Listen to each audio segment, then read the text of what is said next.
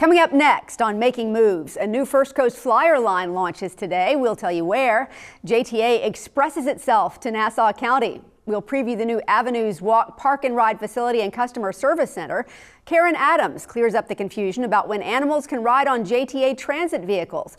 And we head to Mayport for the celebration of the return of the ferry. I'm Donna Deegan. These stories and more right now on Making Moves.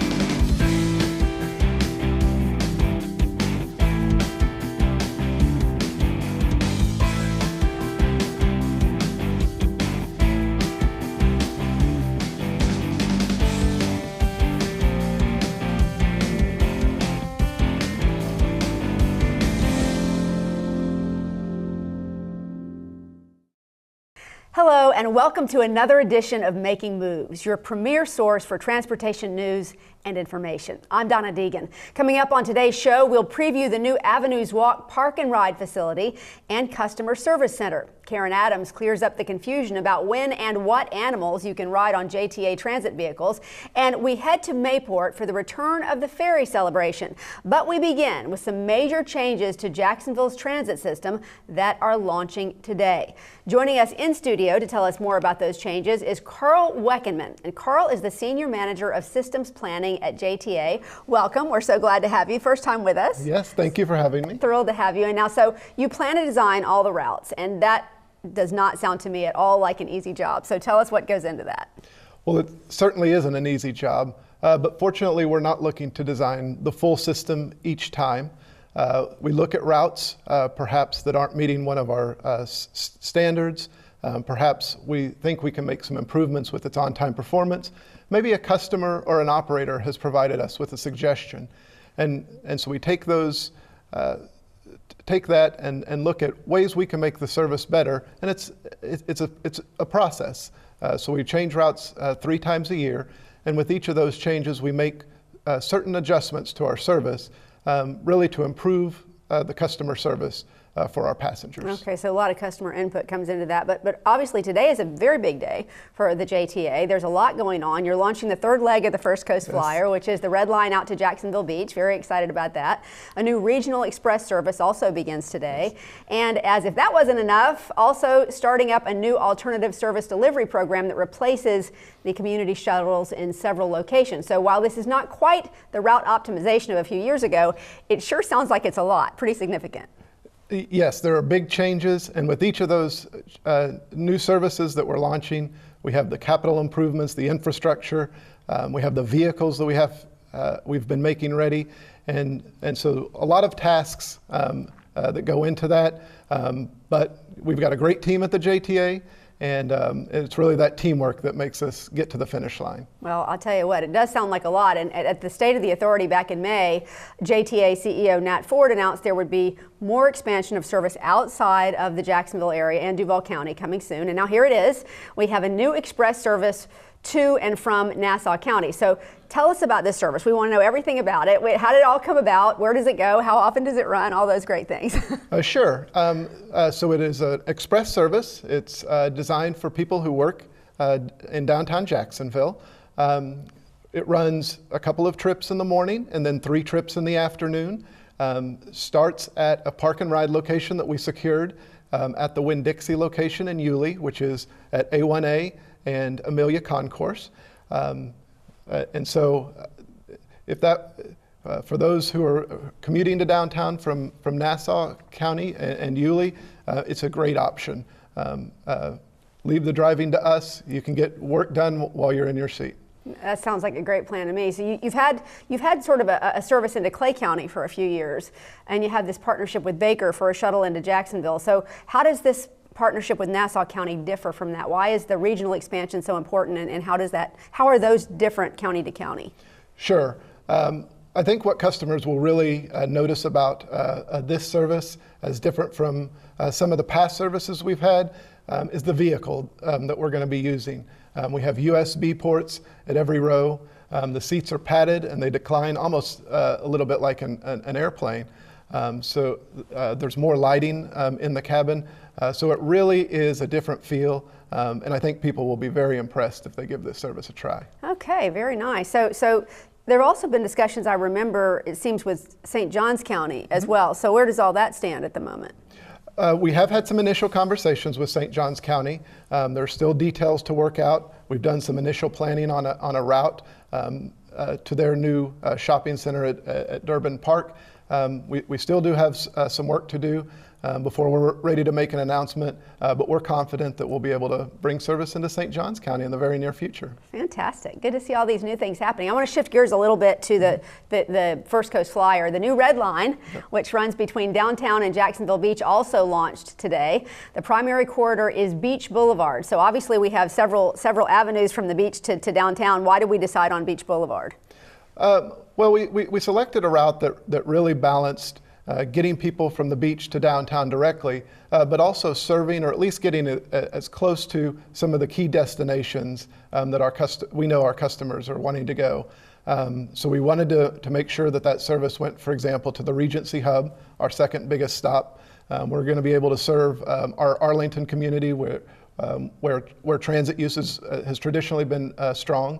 At the same time, some of the facilities on beach, such as FSCJ South and using beach, allows us to get closer to UNF and the town center so that people have a short trip if they're wishing to use the Red Line to get to those locations. Okay, well that makes sense. Is the Red Line in addition to the route the beaches already has, or I mean, is it existing routes? Are those going to stay the same, or are they going to change now? Well, we are replacing the Route 9 service with the Red Line. The Route 9 was a route we created back with route optimization in anticipation of eventually bringing on the First Coast Flyer Red Line. And how do you make sure people know about that so there's no confusion? We've had our staff out on the street for several weeks now, riding the Route 9 specifically to make sure that customers whose travel plans are going to change as a result of the service changes are aware of what that is.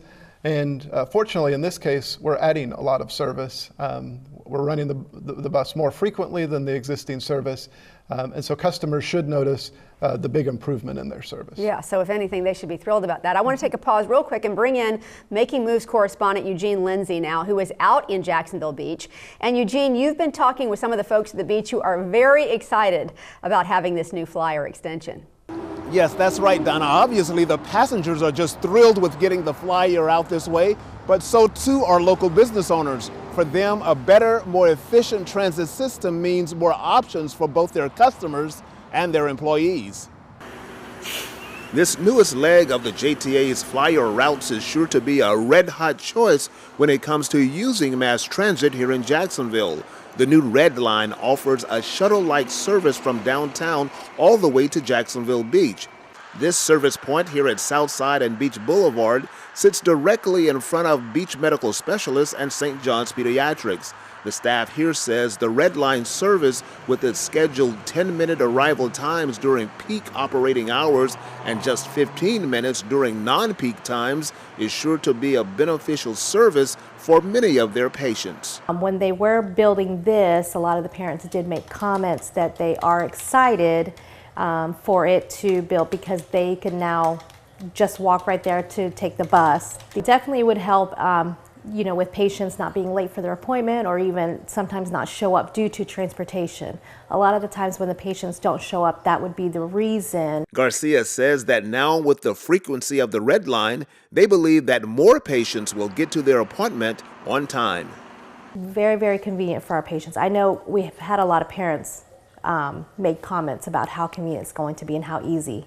They're very excited. And transit users who regularly make the 18.5-mile commute between the beaches and downtown say the Red Line flyer will actually help them better manage their time throughout the day. I think that is definitely a beneficial move as far as people that take the bus frequently like myself. I mean, I travel every day by bus. I'm from New York, so I mean, we believe in like public transit, you know what I mean? So I'm no stranger to that, but it's a lot more like, so with that improvement, I think you guys will get it. And of course, one of the key benefits to the flyer routes is that you just really don't need a schedule. You know that during peak operating hours, the flyer will come every 10 minutes, and during off-peak, every 15 minutes. Now, the old 9B, which the red line is replacing here at the beach, came every 30 minutes during peak operating hours to as much as an hour or more during other parts of the day.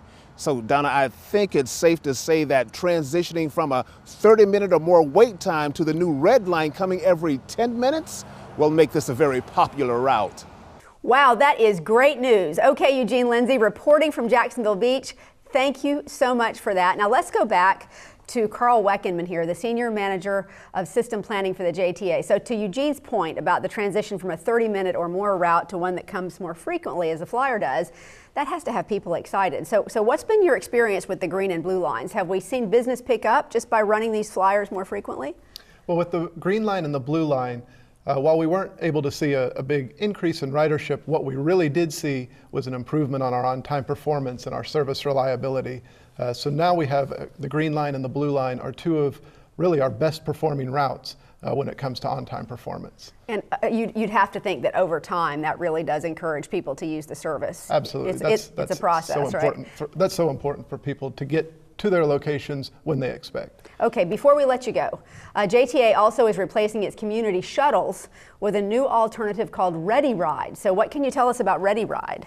Well, this is a service where customers can call. There are 5 zones where we're beginning this service here in the month of December.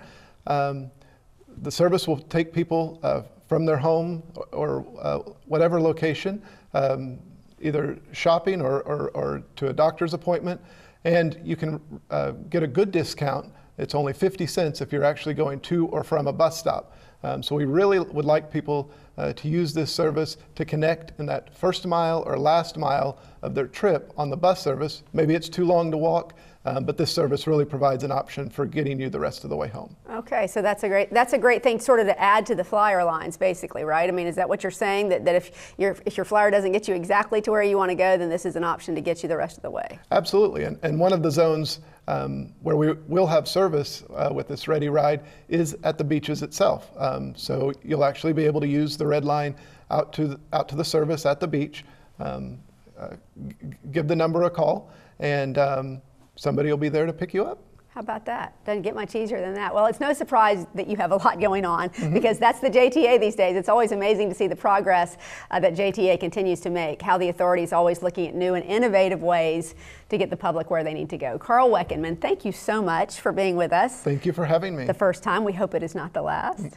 Very good. Thank you. Have a great day, and thank you for joining us in the studio. All right, still to come on Making Moves, Bill Milnes reports from Mayport about why the St. John's River Ferry is so important to the local community and what it means to have it back in operation. Then later, Karen Adams explains when it's okay to bring an animal on a JTA vehicle and when it is not. We'll be right back. Jacksonville, the First Coast Flyer now goes to the beaches. The Flyer's new Red Line runs between downtown and Jacksonville Beach. You can try the Red Line or any of JTA's 3 Flyer lines absolutely free December 3rd through the 9th. Travel in style on one of our brand new compressed natural gas buses with free Wi-Fi, in-bus video monitors with real-time news and information, and fewer stops. On weekdays, the Flyer runs every 10 minutes during peak hours. JTA's First Coast Flyer Red Line. Make it your new ride to the beach.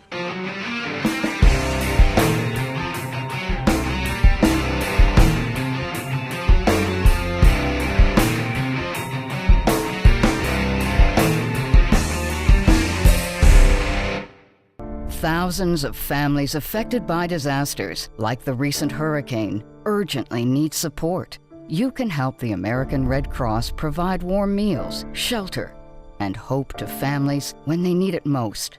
Please donate today to Red Cross Disaster Relief to help people affected by disasters, big and small. Go to redcross.org or call 1-800-RED-CROSS today. Your support is critical. We can't do it without you. Commuting to and from work was costing me a lot of money. Now, with transit tax benefits, I can use pre-tax dollars to have a cheaper, more reliable way to work. Transit commuter tax benefits save me real money. The cost of my commute is deducted before taxes are computed on my income. This tax savings allows me to collect about 3 months of transportation costs over a 12-month period. Just ask your employer. It's that easy. Your transit commuter tax benefit is waiting. Going to work just became much nicer. Welcome back to Making Moves. As we told you on our last show, the St. Johns River Ferry went back into service in November after 2 months in dry dock undergoing upgrades and inspections. At the same time, the 30-year-old terminal bridges were also replaced at both the Mayport and Fort George Island landings. As Making Moves chief correspondent Bill Milnes explains, you really learn how important and special the ferry is to our community when it's not running. The complete inspection and maintenance overhaul of the ferry Jean Rabeau, as well as the replacement of the terminal bridges, had the ferry in dry dock for 2 months. While certainly inconvenient for the thousands of ferry users, the service outage was necessary as part of JTA's commitment to a total upgrade of the ferry system. And that commitment is paying major dividends. We have seen a steady increase in ridership, improvement in terms of the management and the operation of the ferry, as well as its infrastructure improvements. Jacksonville Councilman John Cressenbenny, who helped keep the ferry afloat for several years as the head of the St. Johns River Ferry Commission, felt especially proud of the work that JTA has put into improving and upgrading the ferry system. Like, I stand here today like a proud father walking on this boat and seeing what it looks like. New slip walls, new ramps. I think everything on the list has been checked off. Councilman Cressenbenny and Atlantic Beach Mayor Ellen Glasser both agree that the ferry is vital to the community as a critical transit option and an economic contributor. The role of the ferry is vital to not only Mayport, the community of Mayport, but also the Navy base and shuttling people back and forth. It's a huge contributor to tourism, people that are coming up and down the A1A corridor. It's a piece of our fabric, and it cannot be replaced, and I don't ever want to see it to go away. Well, here where we are in Mayport Village, there's a tremendous amount of potential for economic development, and so to have a route that travels from Jacksonville to Atlantic Beach to Mayport and up through the ferry system is only going to benefit our economy. The ferry ride connecting Mayport to Fort George Island is just under a mile and takes only a few minutes, but it saves a significant amount of travel time, making the ferry critical to quality of life.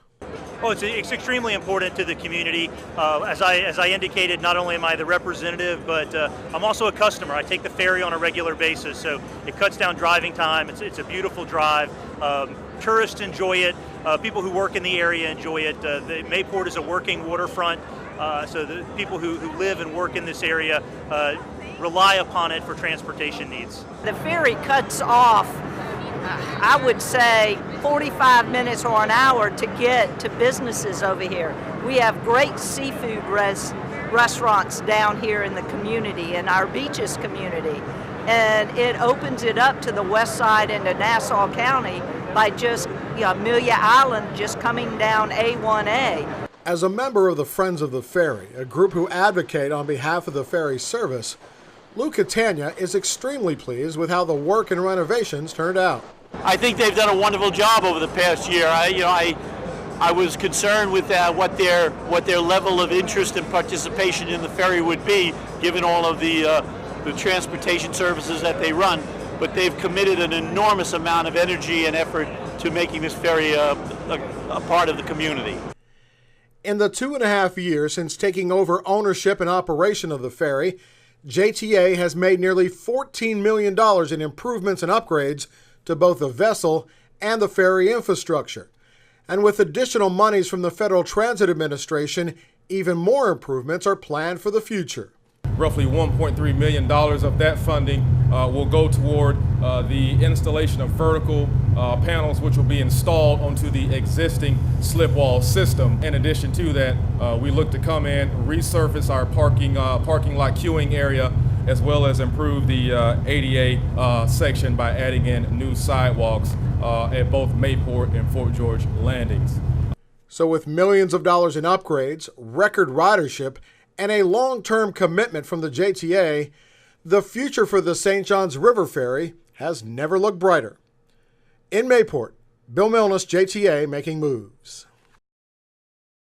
The ferry runs 7 days a week, and you can buy passes directly on the free My JTA mobile app. Passes are $1 for pedestrians and bicyclists, $5 for motorcycles, and $6 for most cars and trucks. All right, the JTA continues to expand its operations, making it easier for customers to get to a pickup point to take a bus or one of its newer transit options. The latest location is the Avenues Walk Park and Ride and Customer Service Center. Here's a preview of what you can expect at the new facility.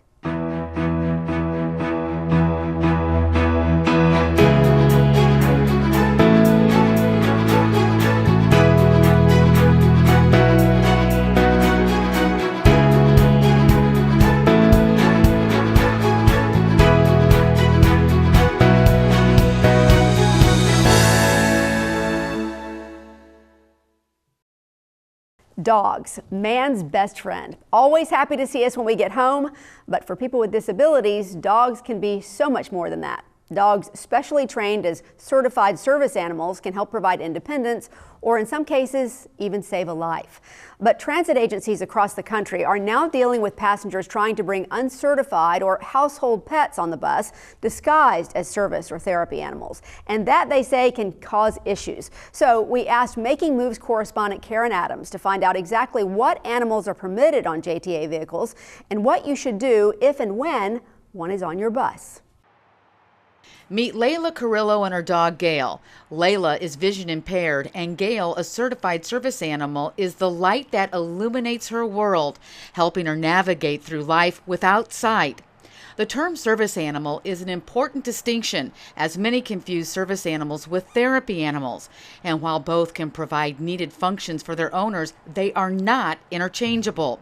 According to the Americans with Disabilities Act, service animals are defined as dogs that are individually trained to do work or perform tasks for people with disabilities, including guiding people who are blind, like Gail does for Layla, alerting people who are deaf, protecting a person who is having a seizure, reminding people to take medications, or calming a person with PTSD during an anxiety attack.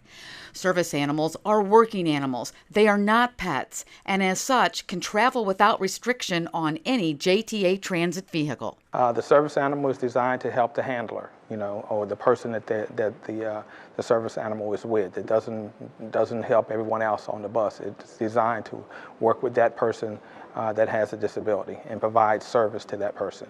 Ken Middleton, JTA's Senior Manager of Diversity and Equity, says while most of JTA's disabled passengers utilize the connection service, more and more have migrated to fixed route buses to achieve a greater level of independence. So we're seeing more service animals on fixed routes, no question. And I think that is not just here locally, but across the country as well. I'm here at a bus stop. Whether you're here or at one of JTA's transit hubs, you could come in contact with a person who has a service dog. If so, what should you do? Well, first of all, remember that the dog is working, so don't try to greet the animal as you would your household pet. It only serves to distract the animal from its main duty of assisting the owner. If you're afraid of dogs or have an allergy, understand that JTA cannot ask a person with a disability to remove the service animal from the premises unless, 1, the dog is out of control and the handler does not take effective action to control it, or 2, the dog is not housebroken.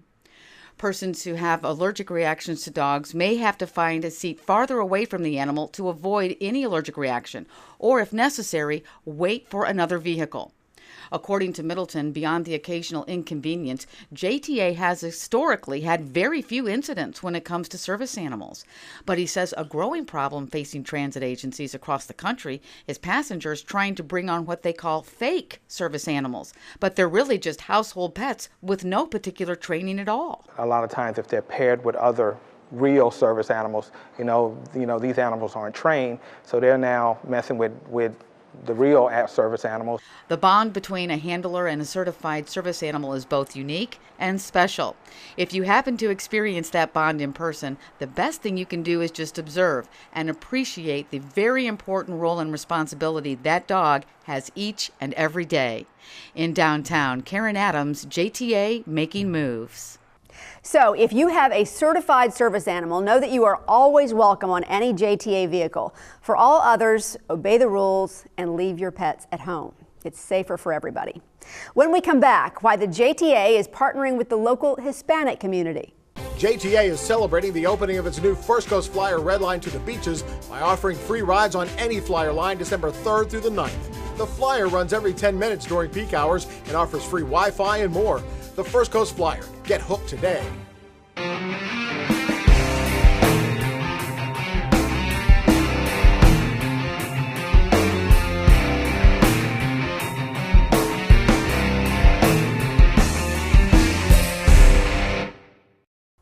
Welcome back. Hispanics are one of the fastest growing demographics in Jacksonville. Nearly 10% of the population here have a Latin background. That fact is not lost on a business like JTA. In recent months, JTA has reached out to the Hispanic community to better align itself with this growing group. JTA has upgraded its website with a feature that allows it to be instantly translated into Spanish with a click of the mouse to make it easier for our Hispanic customers. And JTA also jumped on board as a sponsor of the Spanish broadcast of the Jacksonville Jaguars football games and was the transportation sponsor for the Hispanic Film Festival as well. Here's a look. We decided to present this film festival during 2 weekends in September during the Hispanic Heritage Month. During these 2 weekends, we are presenting 7 movies and 2 documentaries.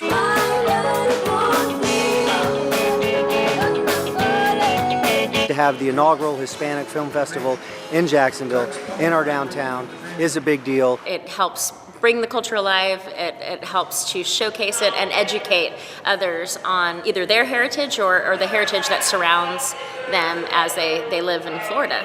We have an opportunity here to present what are the values and what are the importance of the Hispanics in the United States and what can we bring to the society. This film festival gives people an opportunity to better know their Hispanic neighbors. One of the things that we can do is create the Hispanic Culture Film Festival of Jacksonville and become a Sundance or a Telluride, but for the Hispanic world. When folks think of Florida and they think of Hispanics folks, where are they going to live in Florida? We want them to think of Jacksonville. We want them to know that our arms are wide open. Come join us. It's a great city.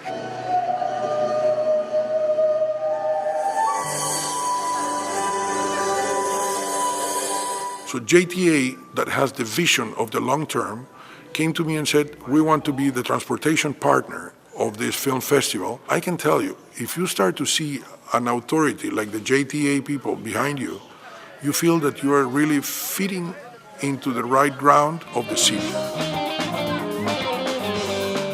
And that wraps up this edition of Making Moves. We thank you for taking some time to join us. Remember, you can check out past episodes anytime online at jtafla.com. You can also find stories and other exclusive content when you like our Facebook page at facebook.com/JTA Making Moves. I'm Donna Deegan. We hope to see you next time for another edition of Making Moves. Take care, everyone.